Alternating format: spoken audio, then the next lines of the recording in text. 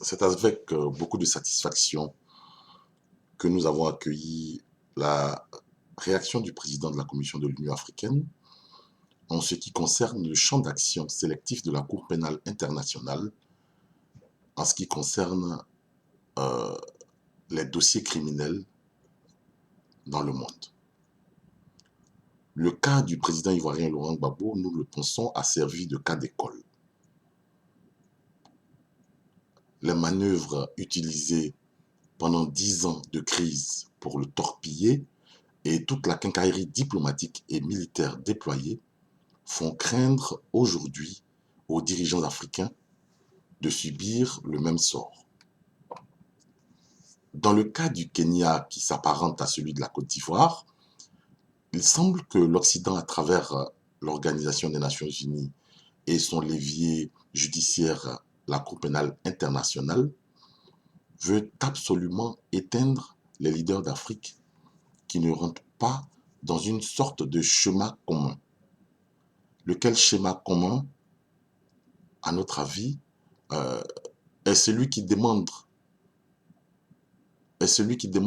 aux Africains ou à tout pays du Sud d'être bon élève de l'Union européenne et des banques de Bretton Woods, c'est-à-dire le Fonds monétaire international et la Banque mondiale. Et pour ce faire, il faut réaliser des taux de croissance théoriques au prix parfois d'une austérité destructive qui ne correspond pas à la réalité du vécu des peuples, même en Europe. Et nous sommes arrivés à la rupture d'une civilisation, à la rupture d'un système criminel qui montre partout ses limites.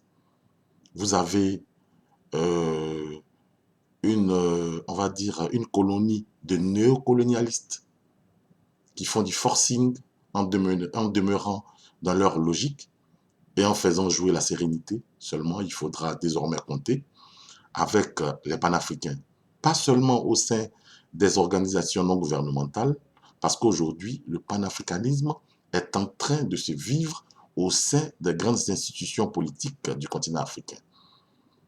Le responsable politique qui a touché de doigt les imperfections de la Cour pénale internationale n'est autre que le président de la Commission de l'Union africaine, qui est la principale institution politique africaine, qui compte la quasi-totalité des États africains avec Madagascar.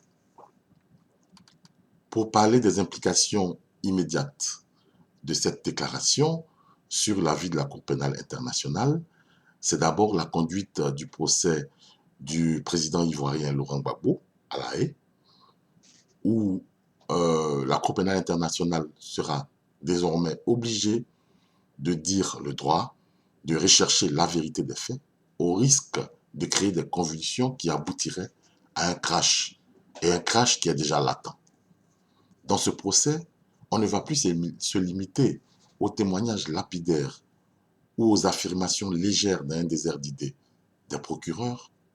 Aujourd'hui, toutes les personnes impliquées, fussent-elles Nicolas Sarkozy, ancien président français, fussent-elles Ban Ki-moon, secrétaire général de l'Organisation des Nations Unies, eh bien ces personnes-là pourraient être citées à la barre pour justifier le choix de la force pour résoudre un contentieux électoral simple qu'on aurait pu résoudre par un simple recomptage des voix. Mais ce choix-là a provoqué officiellement 3000 morts en Côte d'Ivoire. Je dis bien officiellement. Il y a aussi des dossiers comme le gel de la distribution des produits pharmaceutiques, le gel des livraisons des produits pharmaceutiques vers Abidjan, où des bateaux ont été déviés vers Dakar.